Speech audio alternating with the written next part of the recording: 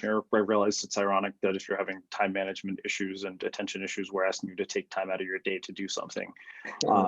So there are a couple of reasons that we wanted to do this webinar. Well, when we surveyed readers at the beginning of the year, the same problems came up over and over again, and almost all of them centered around the issue of focus and attention. And it's a bit strange, right? Because we have all these productivity tools, we have all these apps, we have so many books written, yet somehow this is still a big issue for people. But I want to start asking you, like, what do you think it would be possible if you were able to master your focus, and what are you unable to do right now? Just go ahead and enter your answers in the chat.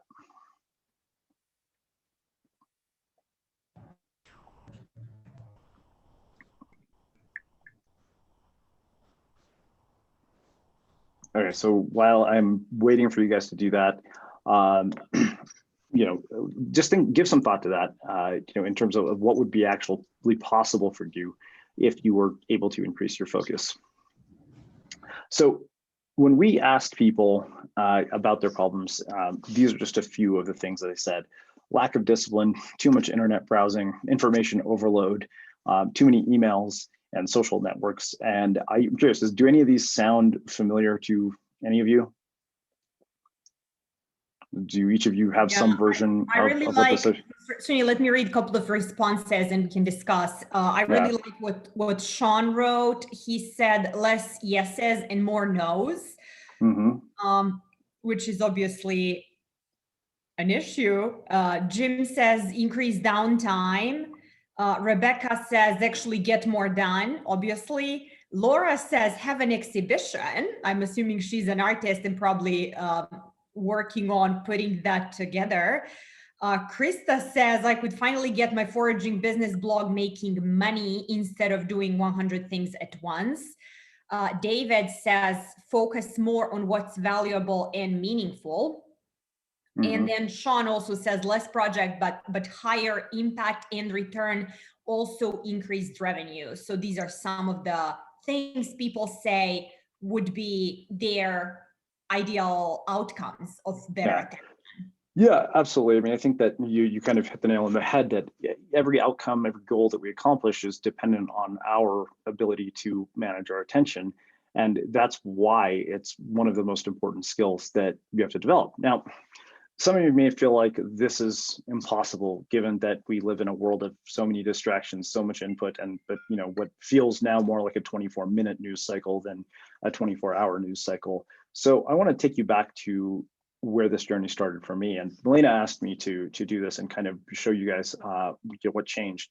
So this is an issue that I have struggled with for pretty much my entire life. It's been one of those things that has been a big problem. I finished Berkeley in 2000 with a 2.97 GPA, and anything would just be the slightest distraction. And a friend walks into class, and if a cute girl walked into class, forget it. Like that was it. The lecturer had no chance of keeping my attention.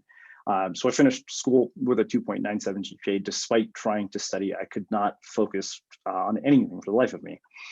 For those of you who aren't familiar with my work, between 2001 and 2009, I was pretty much fired from every single job that I ever had. Ended up at Pepperdine for grad school, didn't get a job after my summer internship at Intuit. And this was all before we had smartphones, social media, and the landmine of digital distractions that we have to deal with today. But really, the place when things started to change was when I finally figured out how to manage my attention. And we live in a world where a million inputs are competing for your attention, and distraction is becoming somewhat of an epidemic. And the paradox of all of this is the very tools that we're supposed to make us more productive are often the things that are doing the exact opposite. And at the same time, you have to know how to manage your attention because this skill is becoming more valuable than ever before. So Cal Newport, in his book Deep Work, said there are two core abilities that everyone needs in order to thrive in the new economy. The first is the ability to master hard things, and the second is the ability to perform at an elite level in terms of quality and speed. And the key to both is attention. So you all mentioned various things that you want to accomplish, all of which require the ability to master something that's hard and to basically perform at an elite level in terms of quality and speed.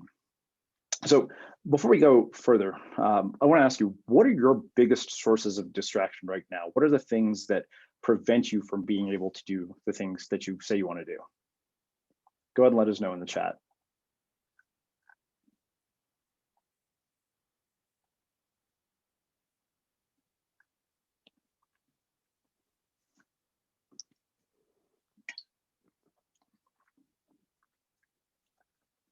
Bob says too many projects. Nadia says stupid emails. Yeah. Sean says horizontal priorities list. It's probably like what matters to everybody around you except to you. Well, Sean, you'll be happy to know that we have a prioritization module inside the course. So that'll help solve that problem. Yeah. Self-discipline, working at home. Yeah, absolutely. Yeah. Then Laura says working all day and then having fatigue in the evening. David says allowing things to set priorities instead of me. I guess probably it's also others and like however things pop up. My head, phone, and home, says Rebecca. Yeah. And Zadie says home life, domestic responsibilities, lack of community. So lots of turning to the friends in my pocket. Yes. Yeah. Well, we'll get into this issue of self-discipline because I think that there is this misconception that being able to manage your attention is all about self-discipline, and it's not, because if that's what it took to manage your attention, then I would be screwed. You're talking about somebody who, like I said, got fired from every job, and who everybody says doesn't listen. Talk to my friends, even though it's ironic, I've made a career out of listening to people. But before we really talk about how to get better at managing our attention, we have to define distraction.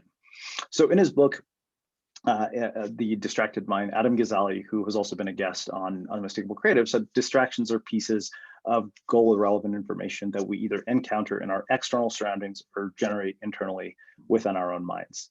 And that literally means anything that's not relevant to whatever it is you're doing at the moment.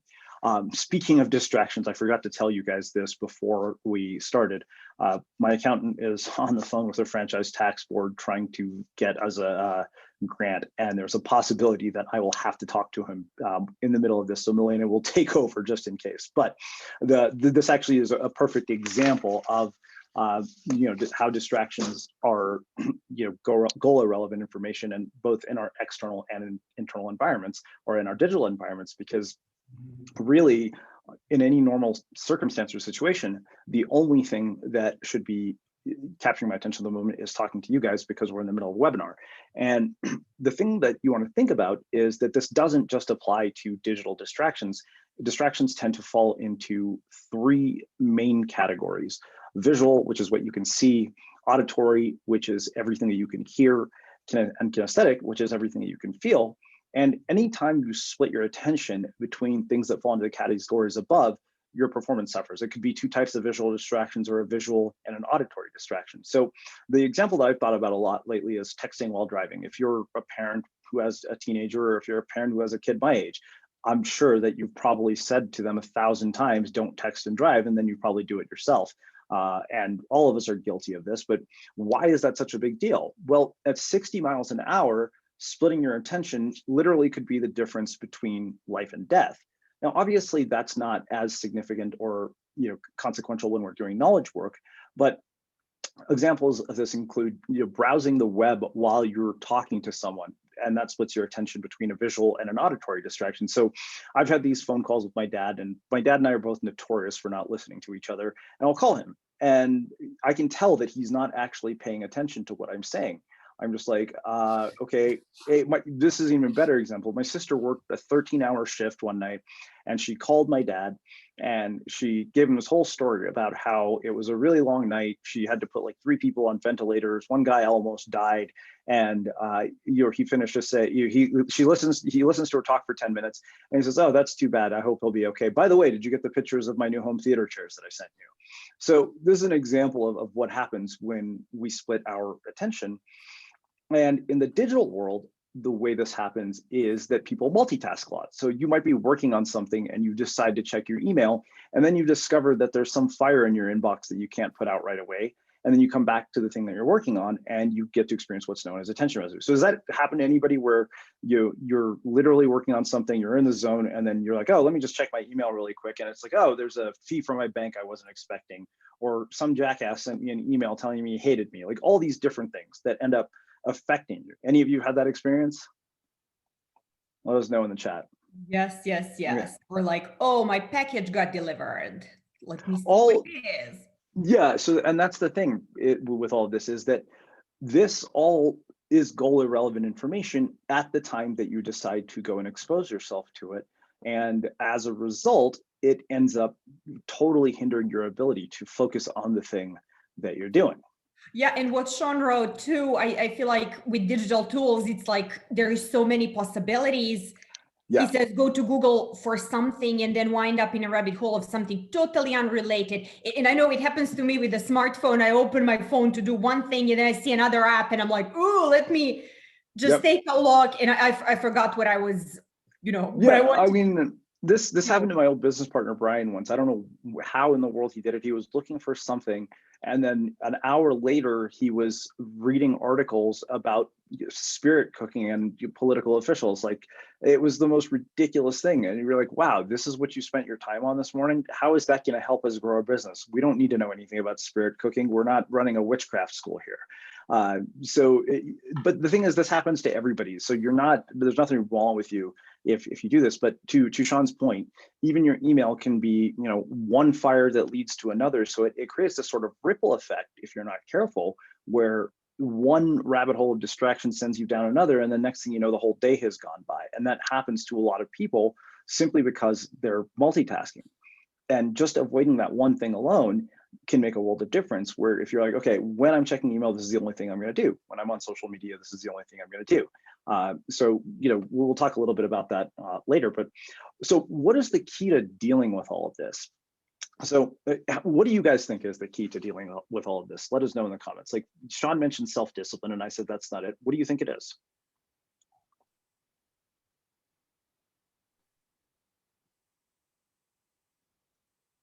Now everybody's hesitant. Mm-hmm. David, no, it'll tell us. Okay, cool. Blocks, prioritizing, says Jem. Training your brain. Sean says, focus. Yes. Yep. Well, obviously. Okay, so these are okay. Bob says turning notifications off, Pomodoro. Nadia says more energy.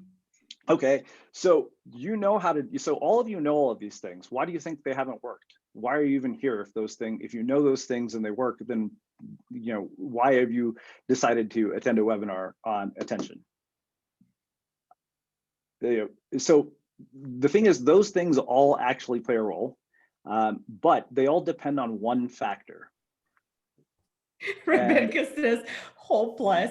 Srini, let's not grill people here, because I think, we can. No, okay, fair enough. Look, here's the thing. The reason I asked that question is because all those things matter, but the thing is that they don't work mainly because of the fact that all those things depend, to Sean's point, on self-discipline and willpower. And if willpower doesn't work, what does? Environment. Environment is basically this hidden lever that allows you to alter your behavior without you having to think about it. It makes your default behaviors that you want automatic. And so the purpose of this is to design an environment that is conducive to the person you want to become, which I've written a blog post about. And in the case of managing your attention, you want to design a distraction-free environment that reduces visual, auditory, and kinesthetic distractions in both your physical and digital environments. So in your physical space, everything you see, hear, and touch is basically an environment. And in your digital space, it's mostly what you can see and hear, because you don't feel a lot of things when you're on the internet, except jackasses who email you who might make you feel bad. There are things you read that are going to make you feel that way, but there's your physical space, there are the people you surround yourself with, there's the information you consume, and there's the clothes you wear, as well as the food you eat. And you can download a bunch of apps, you can do a bunch of tools, you can apply a bunch of hacks, you can use focus blocks like you guys were talking about, we can turn off notifications. But to Bob's point, controlling your environment all comes down to one really basic idea. And this is something that I heard about when my old business partner, Brian, attended a training with Brian Tracy, who said, for success in life, turn things off. And that really is the simplest way to think about this whole idea of environment. Now, there's two things. You can turn things off, which means turning off notifications from your phone, turning off the phone altogether. This is one of those things that is shocking to me, that people don't realize this, is that, you know, the easiest way to make sure your phone isn't a distraction is to turn the damn thing off or leave it in another room where it's not there. So it's not just about turning things off, but also eliminating anything in your environment that's competing for your attention. So right now, ideally, there would be nothing on my desk. This morning, I got a little cluttered because we're preparing for all this stuff and I've been reading a book. But when I'm writing, typically, the only thing that's on my desk is a book and a notebook. And that's because of the fact that I don't want anything else competing for my attention. And if you're a person who struggles to manage your attention, that is huge. Like every little thing, every visual stimulus, every auditory stimulus, everything you can hear, everything you can see, everything you can touch, all those things can be distractions, even in your physical space, because we typically don't look at those things as distractions because they're not the things that we think about as distractions like email. But then if you take that whole concept and you apply it to your digital space, so right now, ideally, I would not have, I would be working in full screen mode, but I needed to have notes so I could remember some of what I wanted to talk about here. So I have it set up so that it's not in full screen mode. But in an ideal world, I would have this in full screen mode. So the only thing I see is Zoom. So there's nothing else coming at me competing for my attention. But unfortunately, thanks to my accountant needing to talk to me, I've got my phone here. So anyways, so yes. We have two good examples from the chat. David talks about his friend or acquaintance who is retired fighter pilot who puts on his jumpsuit at home. Would that be considered as an environment? I think so. Say that one more time, please. Sorry. Yeah. So David has a retired fighter pilot friend or acquaintance who is going to put on his jumpsuit at home. Yeah. Yeah, that's okay. So clothes are actually a great example of this, right? So, and this is something, you know, I talked about in the upcoming course, where this is something I learned from my roommate's dad. You know, because of COVID, all of us are working at home, and one of the easiest things to do is just roll out of bed and sit at your desk in your pajamas. Now, how many of you would go to your office in your pajamas at a day job? Probably none of you, right? But somehow this has just become our default. And the reason that matters is because everything has a behavior associated with it. And the behavior associated with pajamas is sleep. So you're not going to be productive in pajamas. So you know, my roommate's dad had a pair of shoes that he only wore indoors. And it never occurred to me to do that because we've been spending so much time indoors. And I realized just the act of putting on shoes, even though I only wear them indoors, makes it feel like you're ready for work, because when you go out to an office, you actually put on shoes. You don't show up barefoot unless you're some, you know, hippie weirdo, but that's a whole other, you know, that's a whole other course in a whole other community. Those are the problems we deal with here. Or you are a yoga instructor. Yeah, I mean, so you want to think about this in terms of sort of, is the environment that I'm creating conducive to the behavior that I want? Because all those things that you mentioned earlier, like focus blocks, you know, Pomodoros, you know, time blocks, all these things, all those things are useful and they work, but they don't work when your environment is working against you. So if that's the case, the easiest place to start for almost anybody is environment. Before you do any of those things, this one thing can make a world of difference. You know, so many people have realized this when they start to declutter their working spaces. And this is like a very small intervention that requires very, you know, minimal effort on your part, which is literally just to get rid of anything that's not relevant to whatever it is that you're trying to get done at the moment. And yeah, go ahead, Milena. Here is an example from Sonal in the chat. She says it's like, don't buy chocolate if you're on a diet. And I think that's actually excellent because it's one decision that eliminates many decisions afterward. Because deciding to take on distraction or follow the distraction is actually the decision, and more decisions you have available, more distracted you are. And make a, you know, and I think with dieting or food regimes, this is so obvious. It's like, oh, make a meal plan. And like, if you don't have chocolate in your house, you're never going to be, you're rarely going to be tempted. Yeah, I mean that literally happened to me the other night. So I have a real weakness for sweets, and the other day I was midnight and I was like, oh man, I'm hungry, and I realized the only thing we had around here was granola and keto granola and almond milk. So that ended up becoming my dessert. But if there was a chocolate bar in the fridge, what do you think I would have grabbed?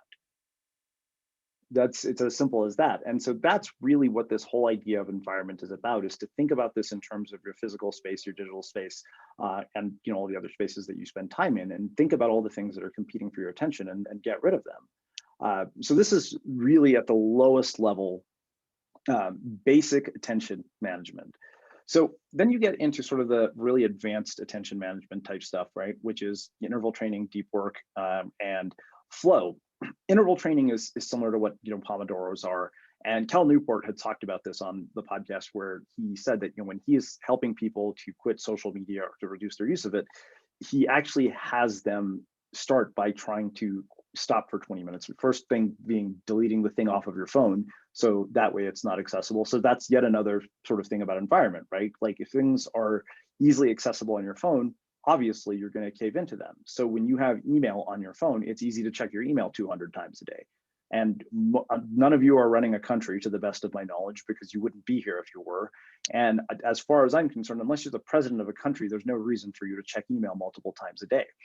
And often what you'll find is there's nothing actually important going on. And so I want to challenge each of you to just go for one day where you check email once and see what happens. Check it at the end of the day. I promise you World War III won't start. And if it does, the bombs going off outside of your window will let you know that. Because almost nothing in an inbox is as urgent or important as people think it is. Like almost all of it can wait. But the thing is that you've been trained for so long to habitually check this stuff that it becomes easy to do. So perfect example, we're creating a ton of material for the course this week. So I finally had to get much more rigid about being focused. And I noticed that I was checking email twice a day, during this course launch. And then prior to that, I was checking it way too many times a day, which you can even see on my Rescue Time dashboard. And I realized there was no difference between the two things other than the fact that I was splitting my attention. And often it's boredom. So how many of you actually, in a moment of boredom, end up doing things like checking email, getting on social media, all those things?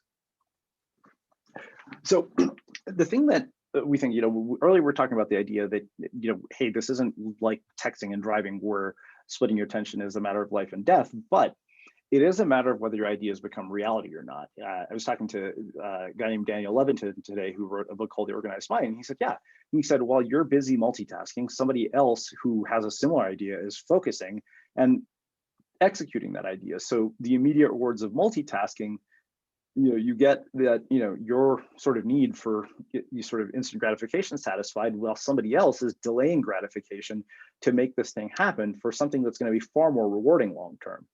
And Jocelyn Glei, who worked for 99 News, she likened email inboxes to a slot machine, because you never know what you're going to get. And we have a video about this on our YouTube channel, which I can share at some point, but you just don't know what you're going to get.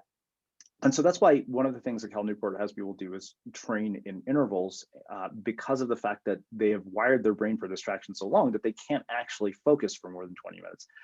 How many of you actually could focus for an hour straight? And don't be afraid if Peter's old, so like he has an advantage over all of us. No offense, Peter. I can say that because Peter and I are friends, and we've been friends for long enough. Laura says yes. And Srini, I want to tell you the story from my past when I was a undergrad back in the day. I studied civil engineering in Serbia, and we had 4-hour exams where you have to be focused for 4 hours. If you know everything, it takes 4 hours to do that. All of that was before email, before we did have cell phones and texting was a thing. But in order to do 4-hour exam, you need to practice in 4-hour sessions, and you need to build up that focus. And I remembered much, much later when I was in grad school, how distracting it is now with like emails and pings and dings and like, oh, get this, get that. And I'm like, oh my gosh, back in the day, I used to 4-hour focused session used to be my normal thing. Yeah. Yeah, I mean, and 4 hours is becoming, more and more unrealistic. In fact, 4 hours they say is sort of the max at which we can push our cognitive limits, capacity to its limits. And that's the thing about, sort of getting into deep work and flow is Sonal mentioned that it really depends on the task, and this is true, right? Because if it's something interesting or something challenging, then you can focus on it for several hours. And that's the thing. The more challenging the task is, the more likely you are to get into flow. And that's what deep work is something that's cognitively demanding and that's difficult and that creates new value in the world. So that doesn't mean checking email or uploading pictures to Instagram or social media. It's the harder things to do, like writing, computer programming, the things that are not going to be pleasant at the time. They start off being really hard. And part of the reason that attention management is so important is because in order to do deep work, in order to experience flow, you need at least a minimum of an hour a day of focus. And when we ask people about the idea of even one focused hour a day, we actually literally rewrote the email that we sent out about the concept, and we just changed it to one focused action a day, because an hour was such a crazy idea for most people. There's no way I can find an hour of time. And I tend to disagree with that. But that being said, I also have to remember that I'm also a single guy. I'm offering this in the context of my own life. All that being said, I do believe that people can find time to do something for an hour.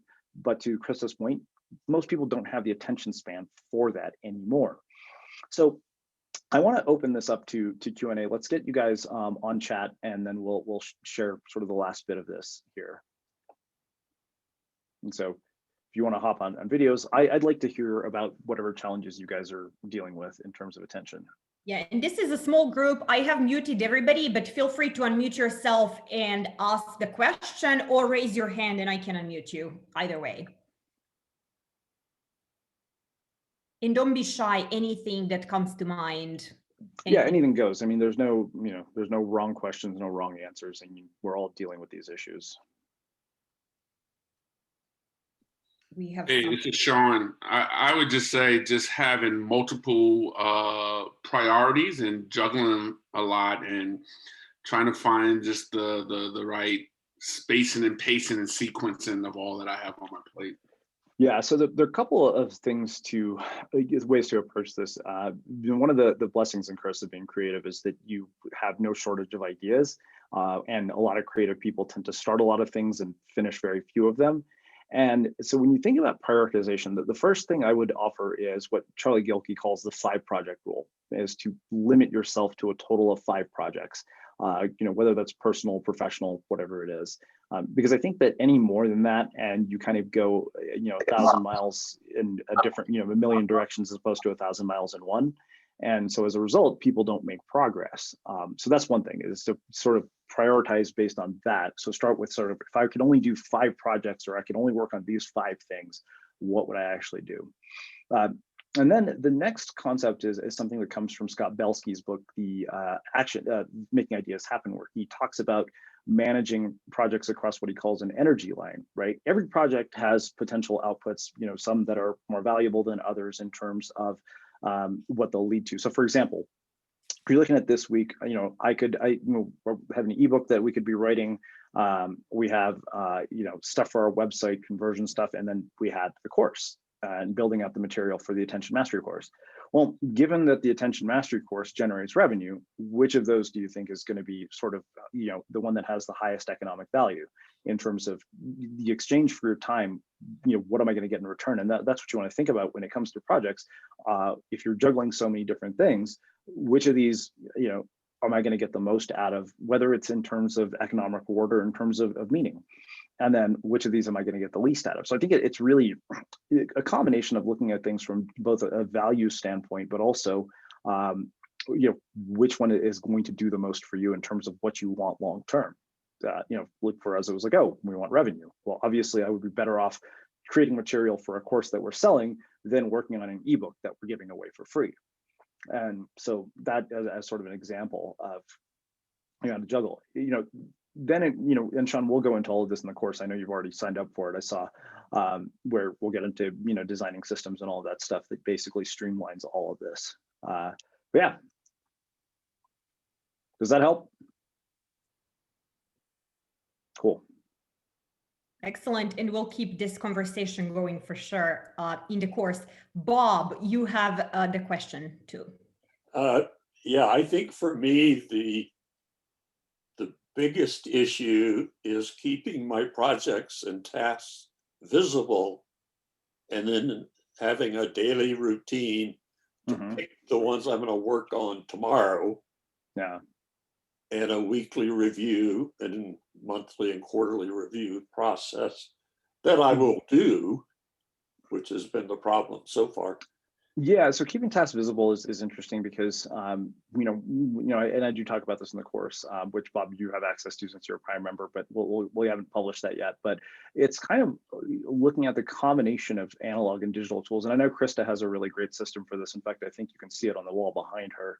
And this is important because when something gets on our computer, I mean, we all have to-do list apps. How many of you have a to-do list app where you've entered 1,000 things that haven't gotten done?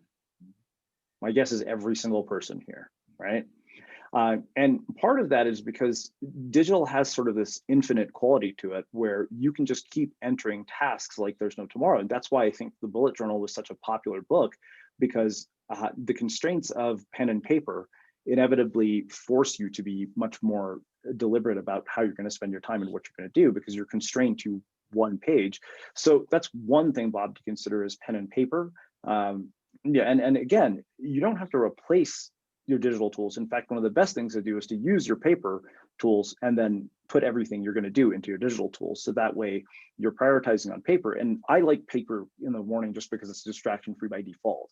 And it really forces you to be, more candid with yourself about what it is. And that way you could move projects forward. But I like Krista's system as well because it's so visible that you can't miss it. And this is a big deal because when you have visual reminders of anything, you're more likely to do them. That's why, I think there was an example we gave sometime earlier when we were talking about environments where my roommates and I were having issues with groceries, and we were getting annoyed because we would buy way more food than we needed and nobody knew what was had for dinner. And then despite our roommate Tim's aversion, we're like, create a menu and put it on the fridge. And this should be the menu. And the grocery bill went down by almost $150 because of that. But yeah, I think, Krista made a good point. You visualize, your workload, and this is largely about externalizing information that you either put in your head or, store in an app. And this becomes hugely problematic because it's just a huge time suck. People are wasting a lot of time trying to remember something that they've done 1,000 times. Krista, did you want to share just a couple of words about the system you have? Just real quick. So there's a book and a website. It's called Personal Kanban, Kanban. And Kanban is just a Japanese word for signboard, I think.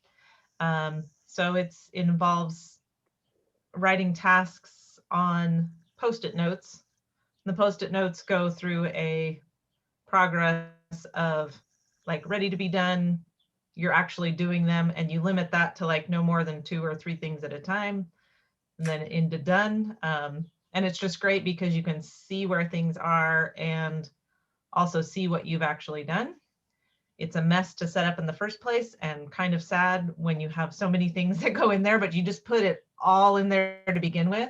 And then you can kind of start sorting with it and working with it. And it's now much more limited than it was to begin with. And I'm really liking it. Excellent. So there is a learning curve, seems like, and then afterwards you're good to go. I'm curious how many of you are using bullet journaling, because I think that's so, yes, Krista gives thumbs up. Very, very effective. And I think it's funny how we just talked about that in our office hours in Prime, and people just picked it up. And that's so good because of this prioritization, monthly, weekly, revisions, all of that. Laura says, yes, it keeps me on task daily and weekly. Yes, exactly. So that's very helpful. And I think a really good antidote to overly digitalized everything that has potential for distractions. See Rebecca. Go ahead, Srini. Yeah, I was going to ask, what have you tried so far I know some of you mentioned things. What are the things that you've tried so far to deal with this? Apps, tools, hacks, share them. Yeah, and I think we have a comment from Rebecca, and I don't know if Rebecca wants to ask a question. Laura tried Yeah, please, by all means. Todoist, Notion, and Rome, says Bob. Yep. Rome is actually very Journals, cool. yes, Sean, we love journals. Trello. Yeah. Yeah, so I think that this is another one of those things that you really want to think about, is that it's not the tool that matters so much as is how you use it and actually using it properly. You can use a Google Doc, and people do, and are highly productive. You don't need any sort of sophisticated tool. Those help, but the thing is that the idea is to understand the principles so that you can apply them to any tool. I mean, that's why Tiago Forte's second brain method is so valuable, because regardless of what software you use, you can still use the framework. And so I think that the big thing here is to think about this in terms of frameworks, not formulas. Like, we'll give you plenty of tactics for this stuff, but until you kind of build all the other stuff around it, the tactics tend to fall apart, because they might work temporarily, but then you find yourself right back where you started. Yeah, and actually the best tool is the one you use. Yeah, exactly. Well, okay, so let's throw another question. How many of you have actually had the experience of being able to focus for a really long stretch of time, and what what are the elements that had in common? What caused that?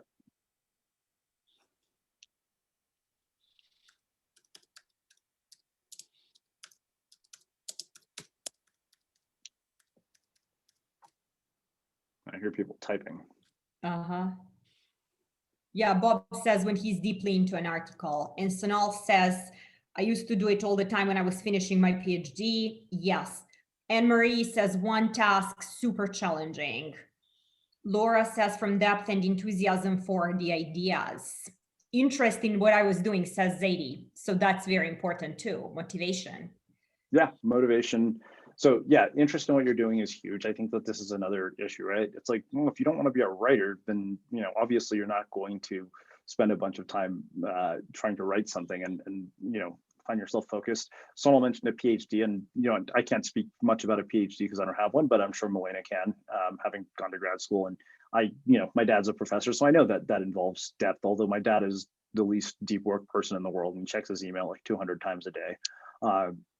But you look at Cal Newport. I think he's such a great example of a PhD who managed to juggle finishing a PhD, getting a tenure at Georgetown, writing 5 peer-reviewed journals a year, maintaining a popular blog, and writing multiple best-selling books. Like, that is an insane level of an output for anybody, not just somebody who has the responsibilities that he does, and he's done with work by 5:30 every day. So yeah, I think that these are all really big and important things. And so Sean also mentions that being on a deadline. Yeah, deadlines are powerful motivators. The thing that's interesting about deadlines is when we're kids, you have a term paper that's due, someday in school, or the test is due the next day, or the book report is the next day. And part of the reason that works is because somebody else is holding you accountable. Whereas now you have to hold yourself accountable. And as a result, you kind of just drop the ball because there's no consequences. That's part of why you may have heard our podcast with Peter Shallard, who created a business called Commit Action, where literally you can hire an accountability partner who not just checks in with you and talks to you, but weekly they're basically harassing you. And so if somebody is riding your ass to get something done, you're going to get it done. Like, I finished a 50,000 word manuscript in 6 months, mainly because I told my editor I would, and it was my first book. Like, okay, last thing I want is to miss a deadline on my first book.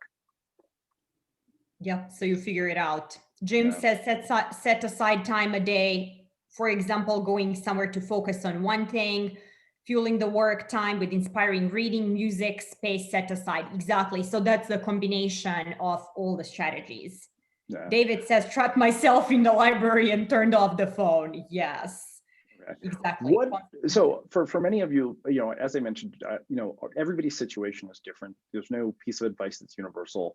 How many of you are dealing? I mean, I know many of you have kids and families and all of that. How many of you are dealing with time management issues because of that?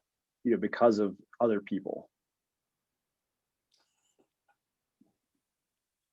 Jim says yes. Okay. Or if you are working at the conventional job, your boss, your coworkers, other people are the worst. Other people are the worst. Yeah. Hell is other people. I don't remember who said that, but yes, there is a quote. Yeah. So I mean, Always these because are of the other people. totally. So these are common issues. Everybody deals with them.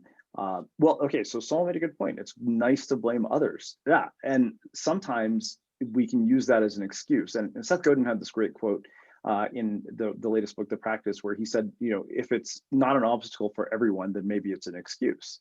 You know, and maybe that means you wake up an hour earlier, you wake up, you know, 30 minutes earlier, whatever it is.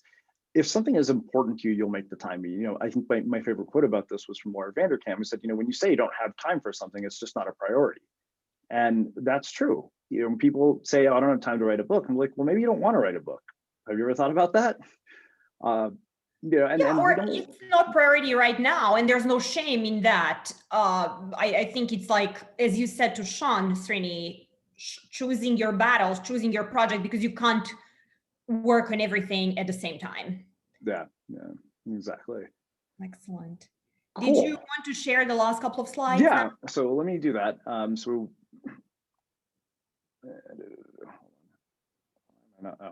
Basic, okay. Yeah, pandemic was an excuse, Laura says, and I think, but I mean, there are definitely real challenges and struggles with it. So hopefully we are coming to better times. Yeah, I think the pandemic in particular is just highlighting the importance of this issue and the value of this skill of managing your attention, because you know, when you're in a situation where everything is virtual and every meeting is virtual, there's no question that you're going to have to deal with distractions. And at the same time, you have to figure out how to get whatever it is that you want done in spite of that. And you know, we thought about all the different things that we could do, and you know, we have joked. I don't know if this email went out, but when we told our Prime members this, when we looked at the course Distraction Mastery, we were like, this is the height of stupidity to call a course Distraction Mastery. Everybody is an expert at distraction. Nobody wants to become a master at distraction. What they want to master is their attention. And so after seeing sort of the responses from our readers and seeing what people had said, we thought, you know what, we need to redo this and create a course specifically around this one issue. So we built Attention Mastery to help you basically design to focus on what matters, eliminate distraction, and to thrive. And it's broken up into three main parts. The first part is all about setting goals and managing your time. The second is all about the science of attention, where we'll show you actually how to increase your attention span. And then the third part is more advanced time management strategies like deep workflow and workflow design. In addition to that, there are several bonuses. Melina, can you talk about the bonuses? But you know, yeah, you're right, talking about attention management guide for women makes no sense. Definitely. So we have a couple of bonuses included with the course. One of them is on bullet journaling, because we think bullet journaling is so useful. We have Deep Work 30-day boost, where we have like step-by-step, week-by-week learning about deep work. So that's also available. We have also guide for working from home, focus guide from working from home. That's another bonus. It's not here on the list, but it is on the landing page. I just pasted the link. Because it is very big challenge for most of us. And I recently read an article that says we're working in the work from home economy now. So it's like, okay, but then what about your attention? And like everything is on to you. You don't have a boss breathing behind your back, but like what happens next? But one of my favorites, because we have many women in the group, and I think women and also people who are minorities. I am an immigrant and a foreigner. I'm not a person of color, but I can speak to my own perspective, obviously, is that to some extent, focus and flow can be seen as a privilege. And you can see that most of these guidebooks are written by really well-off white men, may I say.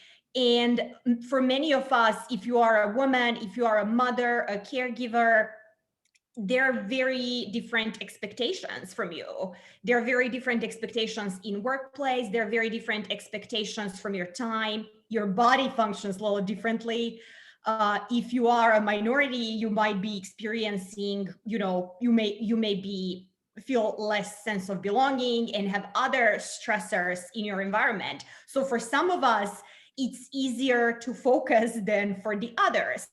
And with everything becoming trying to become more inclusive, we need to acknowledge the privilege that goes with focus. And with this guide, I am trying to empower women, but not only empower. Some of these strategies are going to be mind shifts, and some of them are going to be really practical, nitty gritty. This is how you communicate. This is how you set your boundaries. And I think anybody with marginalized identity in some way can benefit from this. This is obviously not just for women, but this is something that I am passionate about because I know women have a little more busy work at work. You know, who is doing birthday parties, thank you notes, Christmas cards, like all this work that's maintenance and like making things going, doing things behind the scenes. And often we forget in all that mumbo jumbo to do things that are going to be the most rewarding and that are going to advance us in our careers and in our businesses, etc. So that's why I wrote the guide. The guide is not in the course yet because I'm putting just like final edits, but it's going to be in over the weekend. So that's the bonus.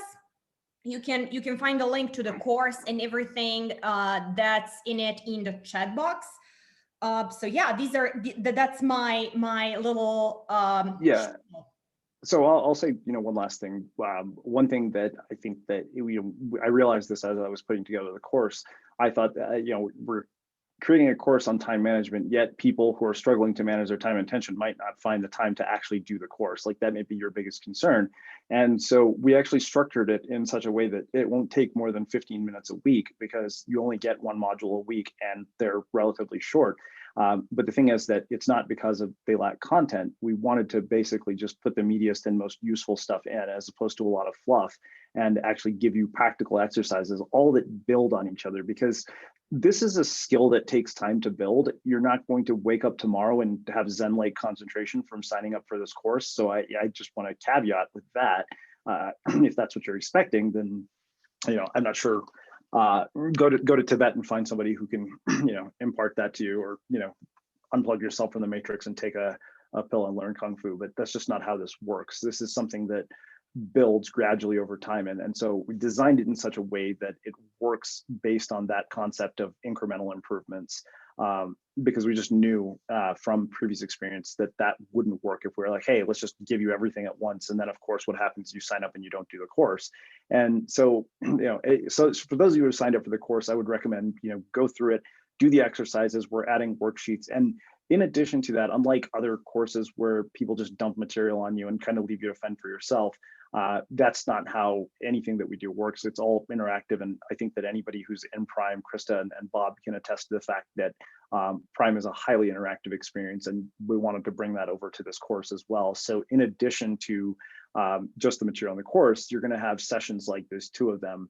But yeah, at the end of the day, like this is hands down the foundational skill that leads to everything else that you want to accomplish. Doesn't matter whether you want to build a business, whether you want to get promoted at work, all of it comes down to this one skill of managing your attention, which is vital, and yet it's the one that most people are losing, and it's one of the biggest competitive advantages that you can give yourself. So I will wrap it with that and open it up to any more questions you might have. Questions about the course, about anything that we talked about, feel free to raise your hand or just unmute yourself.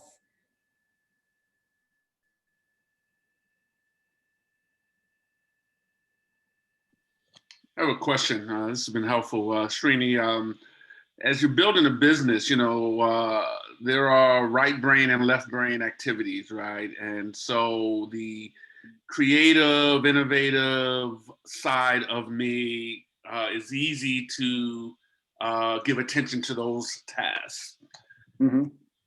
The left brain, I had a call with my accountant yesterday and things like that, and doing that kind of operational work that you right now can't outsource, for me impacts what I give attention to, and I might procrastinate doing that hard stuff that I don't want to do. Yeah, no, I think that's common. I mean, and this is one of the things we talk about too, is that it really is dependent on biorhythms and what Dan Pink in his book When called chronotypes, right? Because everybody has times of day when they're at their best and at their worst. So, for example, if I'm trying to do really cognitively demanding work at 4 o'clock in the afternoon, it's a nightmare. You know, if I try to do something like writing right now, the same thing will take 3 hours, and I'll have less words, and the quality will suck. Whereas if I do that same thing at 6 in the morning, it would take me 30 to 45 minutes, and I can produce 1,000 words, and the quality and the quantity of the output are better. So it really all depends on understanding your own sort of rhythms, and this is something that I think trips a lot of people up, because they kind of think that, oh, I'm stuck on this schedule that somebody has imposed on me. And in some cases that's true, where you have other, responsibilities, a day job, whatever it is. And in those cases, it's about sort of designing your days to get the most output out of yourself, based on when you're at your best. And so that's a big part of it. So I'll give you an example. Sean, you and I have had meetings before where, other than interviews, and you notice every one of those meetings was always at 2 in the afternoon. Or after 12 o'clock. So if I have to meet with somebody, even Milena doesn't meet with me until 2 or 3 in the afternoon. And even our meetings, she has to talk fast. Fortunately, Milena talks really fast and we get done quickly because my attention span is too short for long meetings. And so that's the thing. Yeah, I mean, David made a good point. It's eat the broccoli first. You're gonna have all these things you don't like. So I think that Ryder Carroll had a really good framework for this. Is this vital? Is it necessary? What would happen if I didn't do this? And often the what would happen if I didn't do this category is what sucks up so much time for so many people. It's like, what would happen if I didn't upload a picture to Instagram? Not a damn thing. Nobody would care. I know, because I haven't put one on Instagram in like a week, and nobody has messaged me saying, oh, I'm wondering about what's going on in your life, because they don't give a shit. Like, we're all too self-absorbed to care what's going on. I mean, why do you think we use social media? You really think we're using it so that we can find out what's going on with other people? No, we just want to tell people about what's going on with us. And then when we don't, we realize they don't actually care. And Sean, regarding this question too, in the Cal Newport's newest book, World Without Email, he speaks about that also in the same podcast episode we had with him about that you would have in jobs nowadays, regardless of technical tools that we have less and less assistance. So you would have to do all admin work yourself and like schedule your flights, do this, do that. So you essentially have two very different roles. One being moving the needle forward, as you say, right brain activities where you're creative, where you're inventing new things. And I don't know what's your line of work, but I imagine it's something that actually nobody but you can do effectively. And then there is this other work that you have to do in order to run a business, but it's not going to change the world, but it's like keeping business vital. So it's good to separate these two roles, maybe do one in the morning, do one in the afternoon, or have separate days, essentially being like a double agent and like doing all of those. But then this other part is also something, as you also mentioned, can be outsourced to others once you have financial means or other ways to do that. Yeah, I mean, that's a big thing, is kind of understanding sort of what parts of any process, and when we go into systems of workflow design, we'll talk about that. So just to give you an example, I could write all the content for this course and create all the videos. That's the part that I have to do. But setting it up inside of the system, inside of Mighty Network, is literally a bunch of cutting and pasting and formatting. And I just created one version of that, handed it off to an assistant, and said, okay, can you guys go do this? And once you have that process refined, then it comes down, basically you systematize it and standardize it. And this is something you'll see across any sort of big business. And we talked a bit about this in Prime. I mean, a lot of that stuff that seems like bureaucratic bullshit at big companies exists for one reason. It's because you can't scale without it. You have to have structure in order to do anything at scale. We have time for one more question.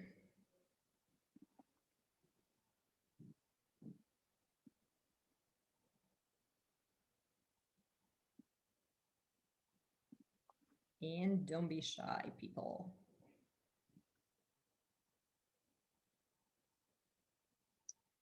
And no worries if your time and attention are shot, it is the end of the day. So That's That true wouldn't be too. surprising. But yeah, I mean, again, you know, like the reason we created this course was because we just saw that this is such an issue for so many people. And I feel like if people can get past this one issue, it kind of opens up the world to you, as you saw from my slide of you know, the 10 years prior and the 10 years that followed. And I attribute all of that to this one skill, because this is the one that makes every other thing easier. You know, it's kind of the lever that you can pull to make all the other things that you're trying to get done easier. Okay, yes, it's like a Swiss Army knife, regardless of what you want to do. So Yeah. you get this as a part of the Prime, or if you're not part of the Prime, you can buy this course and join us. It's going to be open until Monday evening. We just opened it.